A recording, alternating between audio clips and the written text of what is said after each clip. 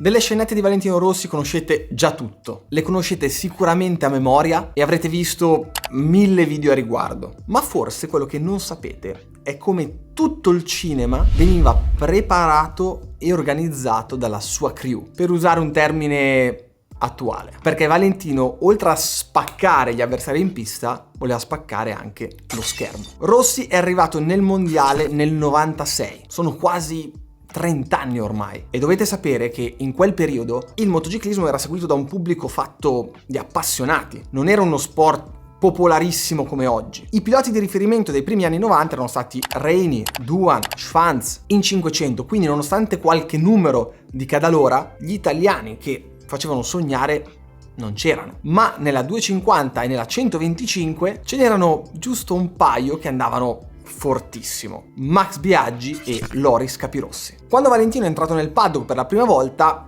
la star era Biaggi. Nel mentre, prima di ottenere i primi risultati, Rossi si guardava intorno per studiare i segreti degli altri in pista, ma soprattutto studiava per cambiare le cose al di fuori della pista. Le gare, come sappiamo, ieri come oggi, sono divertentissime, non c'è niente di, secondo me, più figo che vedere questi piloti rasoterra a fare delle pieghe incredibili e sorpassi folli. Ma appunto ai tempi ci si fermava semplicemente al lato sportivo. Per il resto, per il contorno, c'era un po' di margine per inventarsi qualcosa di nuovo. Quindi al bar di paese di Tavuglia, Valentino e i suoi amici pensavano tutti la stessa cosa. Bello il motomondiale, però inventiamoci qualcosa in pieno stile marchigiano-romagnolo. Il massimo della felicità che si vedeva per l'esultanza di una vittoria era la bandiera della propria nazionalità. Insomma, due palle. O quando ce n'era l'occasione, le scazzottate per qualche sorpasso non andato proprio a buon fine durante la gara. E quindi ecco l'idea, bisognava far divertire la gente anche dopo le gare. Ovviamente quando andavano bene c'era qualcosa da festeggiare. C'era giusto un piccolo problema però: bisognava iniziare a vincere o comunque fare risultati importanti, un podio almeno. Per il primo podio ci sono volute solo 10 gare e da lì è esploso, come tutti ben sappiamo, perché la gara subito dopo a Bornò l'ha vinta. Quindi, dato che la tappa appena successiva era Imola, in Italia bisognava preparare qualcosa per forza e in paese le rotelle erano già iniziate a girare. Vi ricordo che era il 96, non era come oggi che posti un reel fatto bene, una cavolata e diventi virale così. Per diventare virale, tra parentesi, 20 anni fa la dovevi combinare veramente grossa, perché non era facile avere spazio sui media tradizionali con uno sport che non era, come abbiamo già detto, mainstream. Le gare di moto andavano sulla Rai. Avete mai visto un TikToker su Rai 1 a meno di casini combinati? La risposta è ovviamente no. E poi non bastava fare una cosa che strizzasse un po' l'occhio ai giovani, ma dovevi anche metterci un po' quel leggero pepe che scandalizzasse un po' quelli più impostati. In questa situazione Valentino e i suoi amici hanno deciso di preparare uno spettacolo per il pubblico in Italia. Erano le prime esperienze, quindi diciamo che l'idea era stata un po' particolare. Come fare per farsi riprendere appunto da Mamma Rai, scandalizzando un po' l'opinione pubblica, ma allo stesso tempo fare un qualcosa di divertente? Ebbene, via tutti i motorino da Tavuglia fino al sexy shop di Misano. Valentino era ancora minorenne e, come avrete ben capito, la geniale prima intuizione era quella della bambola gonfiabile. La ricordate, no? Cioè, famosissima. Da quell'esultanza di Rossi è scoppiata la prima vera polemica con Max Biaggi. Ma in realtà quella gag era stata fatta molto prima rispetto a quando era stata portata in pista. Calcolate che ai tempi, come non c'era Instagram, non c'era neanche Amazon per gli acquisti online e tutti quei siti molto attuali che non dirò perché non voglio il video demonetizzato. E proprio per quello il proprietario del sexy shop, di ragazzini che andavano lì facendo finta che tutte le robe da prendere fossero per l'amico del contramico e lo zio, ne aveva visti una marea. Uno degli amici di Rossi si fa coraggio e dice: vorremmo una di quelle bambole là dietro. E Rossi, puntualizzando, è per uno scherzo ovviamente. E scontatissimo il signore del sexy shop disse: sì, dicono tutti così. Insomma, ne prendono qualcuna in più in caso di esplosione e la portano a Imola. Ma Valentino purtroppo rompe una candela e finisce quinto. Quindi la gag per quel weekend salta e se le mettono lì in stand-by, insomma. Ma mica potevano buttarla via, quindi, cioè, volevano vedere cosa avrebbe scatenato una roba del genere. Quindi alla fine la rimandano solamente al 1997, quando esplode per la prima volta la rivalità Rossi-Biaggi. Per che cosa? Per una frase che Valentino disse ai giornalisti. Rossi correva in 125, Biaggi in 250. Visto che avevano vinto tutti e due la prima gara in Malesia, un giornalista aveva chiesto a Valentino se si sentisse il Biaggi della 125. E la risposta molto misurata e aggressiva era stata: semmai è Biaggi che si sente il Valentino della 250. Solo che Biaggi a quel momento aveva già vinto 3 mondiali. Valentino era piuttosto sfrontato, aggressivo, ma lo sappiamo, era tutto pianificato ed era tutto un gioco mentale, cosa che abbiamo visto nel suo futuro. Giocherà un ruolo molto importante in certe situazioni, sia positive che negative. Anche perché qualcuno adesso, che sono passati tantissimi anni, si stupirà, ma Biaggi nel 97 si frequentava con niente po' di meno della cara Naomi Campbell. Però fermi un attimo, lo so, storie, scenette e via dicendo, ma sei iscritto al canale? Mi raccomando, dai, è gratis, basta prendere il cursorino, andare giù, tasto iscriviti, clic e è gratis. Non so se mi spiego. Prima del Mugello aveva detto ai vari giornalisti gossipari che avrebbe portato la modella in pista. E Valentino, sempre stuzzicato dalla stampa che ormai aveva già capito che bastava fare, diciamo, il telefono senza fili tra loro due per creare le scintille, aveva risposto che lui avrebbe portato Claudia Schiffer, che era l'altra super top model più importante del periodo. Tipo ancora meglio, soprattutto con più stile, di Kendall Jenner e Kim Kardashian, per fare giusto un paragone di popolarità con quelle di oggi. Ovviamente, come va a finire il Gran Premio d'Italia del 1997? Valentino vince e recupera la scenetta che era saltata l'anno prima a Imola. Ma se l'anno prima l'idea era semplicemente quella di buttare una bambola gonfiabile lì in mezzo per creare un po' di scompiglio, il colpo di genio vero e proprio arrivò dagli amici di Vale, con l'aggiunta all'ultimo secondo della scritta che fece tutta la differenza del mondo, cioè Claudia Schiffer. E difatti tutti la prendono come la regina delle provocazioni a Biaggi. Certo, magari si poteva evitare di scrivere Schiffer sulla bambola, ma nel 97, oltre ai social, o forse proprio per quello, non esisteva neanche il politically correct. E questo momento è decisivo per la storia di Rossi e anche per il motociclismo, perché da qui in avanti nasce e esplode il personaggio Valentino oltre a quello del pilota. Il motomondiale per la prima volta inizia a essere guardato anche dalle sciure, dalle nonne, e diventa uno degli sport nazionali insieme al calcio. Senza contare che la rivalità tra Rossi e Biaggi diventerà forse la più bella rivalità nel motorsport. Questa gag la ricordano tutti e ne ha parlato chiunque, ma ciò che voglio raccontarvi è che da qui in poi cambia l'approccio completamente alle gare di tutti. Ma qualcuno diceva che da grandi poteri derivano grandi responsabilità.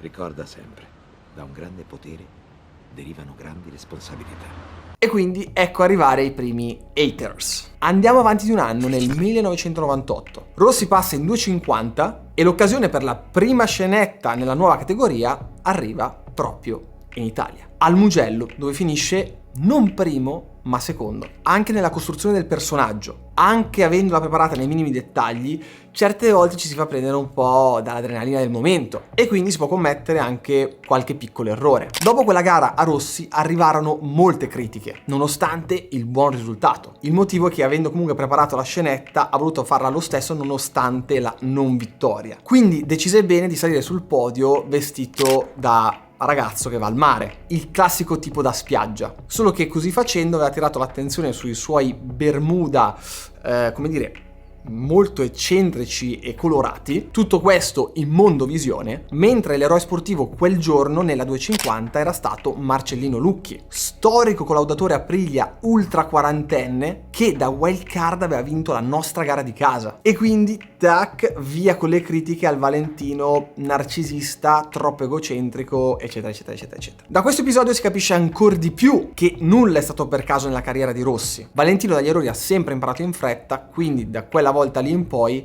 sempre e solo scenette in caso di vittoria. Ma anche così qualche volta la situazione è sfuggita di mano. L'esempio più clamoroso, io ragazzi vi giuro, cioè, mentre rileggevo lo scritto mi mettevo a ridere sempre da solo perché, cioè, geniale. Comunque, tornando a noi, l'esempio più clamoroso è quello della Polleria Osvaldo, che è quella che è durata di più. Non è stata fatta solo per una gara. Partiamo dal contesto. È una scenetta che nasce da una partita di calcetto tra Scapoli e Ammogliati, ovviamente a Tavuglia, dove Flavio Fratesi, che è il fondatore del fan club VR46, porta alla squadra degli Scapoli le maglie con uno sponsor particolare, Polleria Osvaldo appunto, goliardicamente un modo per dire che gli Scapoli erano dei polli. Fin qui nulla di strano, era uno scherzo tra amici al campetto. Il piccolissimo problema è che uno degli amici che giocava stava diventando lo sportivo lato motorsport più importante a livello globale. E così a Imola 98 Valentino si presenta in pista con la livrea della moto e i capelli tricolore. Quindi alla fine non ci sarebbe neanche bisogno di una scenetta in più in caso di vittoria a fine gara. Ma dopo il traguardo Fratesi gli dà la famosa maglia del calcetto con lo sponsor Polleria Osvaldo e i giornalisti iniziano a fare domande. E Rossi, sempre scherzosamente perché gli era già partita l'idea, ha iniziato a ringraziare questo fantomatico Osvaldo che gli sta vicino dalla minimoto, che l'ha aiutato nella crescita da giovanissimo fino ad arrivare al motomondiale, perché alla fine, e questa è una frase che rimarrà anche questa nella storia, tutti i polli conoscono Osvaldo. Volevo ringraziare Polleria Osvaldo che mi ha supportato in tutti questi anni di carriera e l'anno prossimo sicuramente sarà ancora con me. E grazie anche al pollo di Osvaldo. Lì per lì sembra finita, ma un ragazzo si presenta al fan club di Tavuglia con una mascotte a forma di pollo che aveva preparato per una squadra di basket, che poi alla fine era stata scartata. Il fan club, incredulo per questo colpo incredibile di culo, in qualche modo porta questo pollo gigante a Barcellona, che era la gara successiva. Siamo a 3 gare dalla fine del mondiale che si giocano Capirossi e Arada. Rossi vince e nel giro d'onore viene portato a spasso questo gigantesco pollo mascotte e sul podio successivamente si porta dietro, vale ovviamente, un pollo spennato. A farlo oggi avrebbe avuto orde di animalisti e moralisti sotto casa. Ma per fortuna era il 98 e si viveva ancora un po' tutto alla leggera. A quel punto quasi tutti capiscono che è uno dei suoi soliti scherzi. Ma così come sui social oggi, ai tempi c'erano i padri dei boomer o gente che non sapeva cogliere della semplice ironia. Quindi, e chi se non altro, Mamma Rai chiede a Valentino di fare un servizio dedicato sulla Polleria Osvaldo a Tavuglia. Un servizio di Mamma Rai a fine anni 90 era come vincere al Superenalotto, lato visibilità, era come fare 1 miliardo di views oggi. E quindi una cavolata, una presa in giro di una partitella a calcetto è diventato un caso nazionale. Chi era questo Osvaldo che aveva questa polleria enorme che poteva permettersi di sponsorizzare un pilota dalle minimoto fino al motomondiale? Cioè, le domande erano tante. Voi direte, con l'esperienza di Vale fatta ai tempi, con Marcellino Lucchi non si spingerà tanto oltre. E invece no, non sarebbe stato Valentino se non fosse stato suonato fino in fondo. Ma stavolta anche più sgamato, perché in fondo continuare con lo scherzo in ogni caso non avrebbe danneggiato nessuno, se non per culare un po' Mamma Rai. Così Vale e il fan club danno il via libera per intervistare questo celeberrimo Osvaldo. E qui pensate che cinema. Prendono un amico che lavorava al casello dell'autostrada, costruiscono l'insegna della polleria, preparano un ape car con le grafiche e infine mettono un po' in scena il rifiuto di Osvaldo nel voler essere intervistato perché era uno riservato e via dicendo, creando ancora un po' di più quell'alone di mistero. Salvo poi uscire solo alla fine convinto da Vale. Il cameraman e il giornalista Rai riprendono tutto e realizzano un servizio che va in onda regolarmente. Questo forse è il momento più alto del personaggio Valentino oltre a quello del pilota. Una super cazzola alla Rai, incredibile. Come vi dicevo, questa storia Valentino l'ha portata avanti per le lunghe, fino a mettere una cuffia con la cresta di un gallo sul podio del GP d'Australia a fine stagione. Capite bene che aver organizzato tutto questo era diventato un vero e proprio lavoro, un lavoro preparato nei minimi dettagli, come quelli usati per far credere alla troupe Rai che quello che stavano facendo fosse tutto vero. Insomma, se Valentino è così tanto amato è perché ha voluto essere così. Tornando nell'era dei social, così come i contenuti qualche volta nascono al volo per un'intuizione, a volte anche le scenette erano nate semplicemente per un colpo di genio, in tempi ben più ristretti rispetto a quelli della Polleria Osvaldo, la gag di Rossi nel cesso chimico di Jerez nel 1999, che poi è l'anno del suo secondo mondiale. Come dicevamo, è una di quelle preparate in una frazione di secondo, pura genialità, quasi come un sorpasso all'ultima curva. Nel giro di pista prima dell'inizio del weekend, Valentino aveva notato questo cesso a bordo pista in un punto che era proprio un pugno in un occhio, perché rovinava l'immagine della collina piena di tifosi. Quindi pensò: se vinco mi ci fionderò dentro, come se avessi dovuto fretta di andare a fare la pipì, e quindi per forza che ho vinto. Tanto semplice quanto geniale. E quindi dopo la vittoria, senza dire nulla a nessuno, appoggiato la moto vicino al cesso chimico, tutti i tifosi erano lì che lo aspettavano, pensavano si buttasse